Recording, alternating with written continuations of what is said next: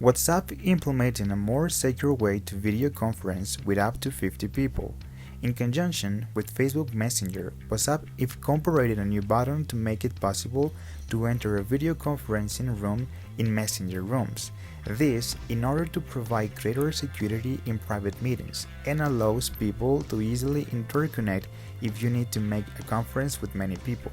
The feature was initially implemented for WhatsApp Web only, but it is now available for access from the WhatsApp application. To access from WhatsApp Web, enter a group chat, no matter if in that group are not all the users you want to invite to the video conference. Then, go to the button in the form of clip to send attachments and choose the last option, Room. Immediately, a pop-up window will open. There, select Go to Messenger. You will be redirected to create a room in the Messenger platform. Once the room is created, you can see several options such as screen sharing, view participants in the call, and buttons to turn on and off camera, microphone, and to end call.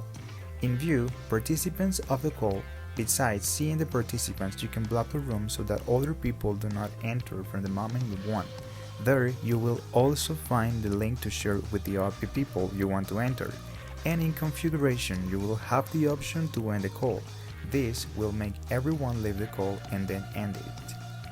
One of the fundamental pillars of this new function is security. That is why this is an excellent alternative for those who want to make a quick call transmitting information to many people at the same time without having to worry about security, because this has been designed with a need for better security for users of other applications such as Zoom, although Facebook Messenger does not have end-to-end encryption as WhatsApp does. Messenger has similar security measures and promises to increase them.